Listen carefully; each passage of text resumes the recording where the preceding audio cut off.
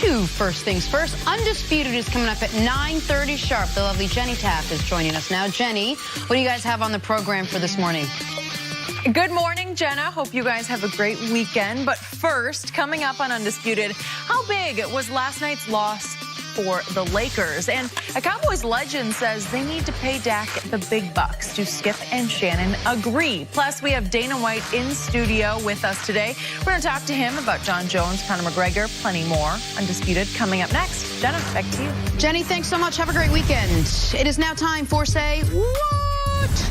Alabama and Oklahoma will face off in the Orange Bowl on Saturday night. Kyler Murray won the Heisman Trophy this year and will present a unique challenge to Bama's defense. Here's what Crimson Tide defensive lineman Quinn Williams had to say when asked about Kyler. Say what? Have you gone up against any quarterback that slightly resembles Kyler Murray? No, I don't feel like I have going against a quarterback slightly resembling Kyler Murray, but I feel like Kyler Murray is not worried about. What's that? No, I'm good. Wait, what happened? He was about to say, I think, Kyler Murray's not what everybody makes him out to be, or not. And then he had I assume, just some image of Nick Saban flash across his brain, and he just pulled it back, right? Like that's what was happening there. We good. Don't see Alabama players do a lot of interviews. When you get in bowl situations, it's tricky. But I think that their overall game plan, he's not concerned about Kyler Murray because he saw that offensive line and he saw the centers and the guards, and Kyler Murray is not going to be Kyler Murray. That's what he saw based on the film. That was my interpretation of the interview. But he wasn't going to say anything like that. He was about to. He'd rather say nothing and look a fool. Yeah. This is going to be the first game you guys wonder, how tall is he? Because he will be height challenged. When you have a rush coming through the guard and center gap, that's when your height is really important. All right, moving on to New England, where it's been a tale of two different seasons for the Patriots this year. One on the road, one at home. The best of times, the worst of times. Pats are undefeated at Gillette this season, but very defeated away from Gillette, going 3-5. They have a chance to clinch a first-round bye and home field advantage until the AFC Championship game with a win against the Jets on Sunday.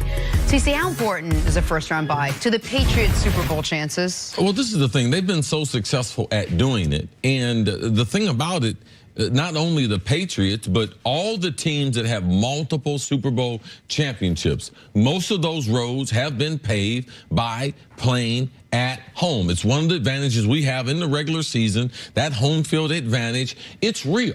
And then now you're talking about if you're the 1 or the 2 seed, you get that extra bye week with a veteran team with the best coach ever as far as preparation. You get extra time to prepare. So I have a tremendous amount of confidence in their ability to prepare. This is a parity league. We thought it was going to be the year of the passing, but to me it's a year of parity, that we see the number 1 seed and the number 6 seed in both conferences closer to each other than any other year than I can remember. So having that home field advantage, and if Tom Brady is nicked up, that little extra time for him to be able to heal up. We know Gronk is banged up. That's just the state of his career right now. So that extra week is going to help him not being in competition. So I believe it's critical to all the teams. New England has done it better than anyone else. But NFL history will tell you home field advantage is a serious advantage in the NFL playoffs. Since we went to this format, if you get a bye, nearly 40% of the teams with a bye make it to the Super Bowl.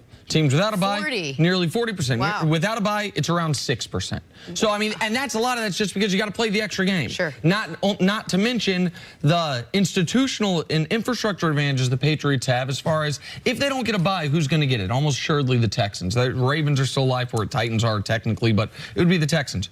Do we think the Texans would like to play indoors against New England in a climate-controlled environment, or potentially have to go to Gillette in the middle of January? And so the other reason this is so critical for the Patriots is a lot of people believe the Chiefs are going to do what they've done over the last 25 years, which is get the number 1 overall seed and stumble in that first playoff game. I don't know if that's universal, Nick. I don't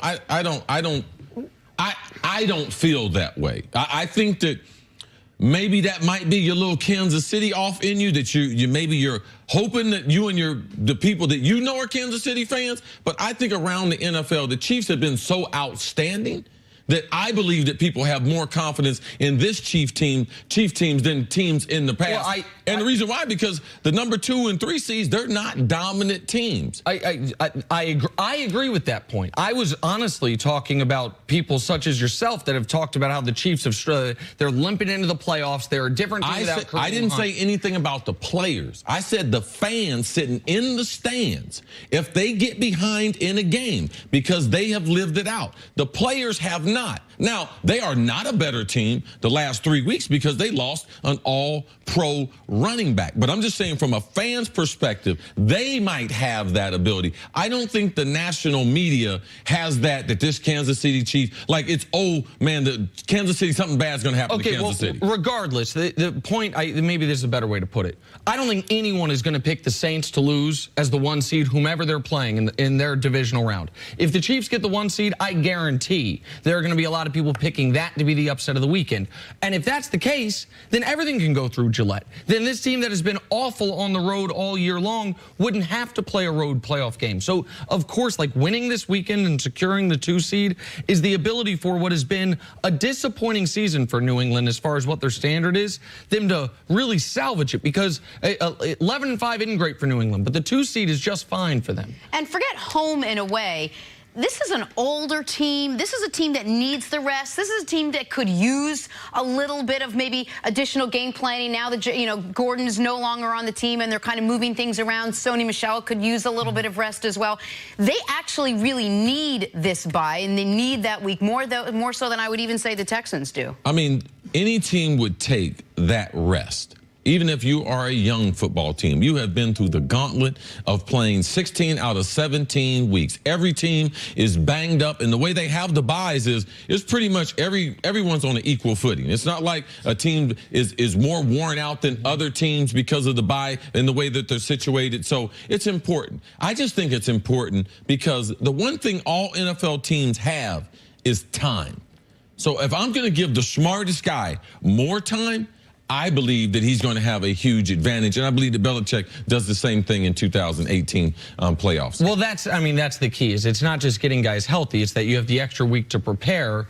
And we have seen the best coaches in football. What's their record in the regular season coming off a bye? The Patriots in their history coming off the bye in the postseason. Like it's yes, the health obviously matters, and the fact that if you have a bye, that next game's at home obviously matters. But the extra time to prepare for your opponent, if you are going to play a team like Baltimore that is so different than any other team in the league that you're going to have played this year, the extra time to prepare for them or whomever it is.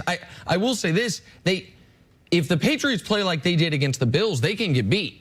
They can. We saw their schedule and said, okay, final 2 games of the year, home for Buffalo, home for the Jets, just chalk them up to wins. The way they played against Buffalo, and given the way the Jets have played the last couple weeks, don't underestimate the way the Jets are playing. The Jets can beat them. Like if they play that level of game. Now, if the Patriots play the level of game we expect them to play at this point in the season, they can't. But offensively, I thought that game against Buffalo was one of their worst games of the year. Yes, I can't remember a game at home, especially in the AFC or in their division, that they were superior to the opposition and they didn't play well. So in a must-have game where they were given a gift last week to be able to get into the 2 spot, they realized the magnitude of what's going on. They take full advantage, and the Jets will have their full attention. Sam Darnold has played good football since he came back off that foot injury, but when you look at it, I don't believe they're going to be able to get open down the field on this secondary, and will they be able to have some type of sustainable type of running game? All right, those things right there are huge question marks. I believe New England gets it done. I mean, I think New England wins as well. And to C's point, their record at home against divisional opponents in the Brady-Belichick era is obscene. They win over 90% of those games. When you say, I can't remember a time they didn't play well at home against a divisional opponent at this point of the year, the only time I can remember is the one that happened 5 days ago. Like, I didn't think they played well against the Bills, and they were fortunate to win the game the way they did because the Bills are so limited offensively. We talked about the Cowboys. What do the Cowboys need to shore up going into the postseason? Patriots also need to figure out who their if they have a dynamic weapon on the outside now that Josh Gordon's gone. No, they don't have one. I mean, they know. They know that. I mean, they're too smart. So there's nothing. There's a reason why you go out and trade for Josh Gordon, because you don't have one. Yes, they are not going to spend 2 weeks saying, man, how explosive can we be outside? No, they're going to say then, how can we move the football down the field by any form or fashion? And to me, the best way for them to move the mail in this playoffs is going to be on the ground. Sony Michelle. Lot to be determined this weekend. We're all of it. Stay tuned. Have a great weekend. Undisputed starts right now.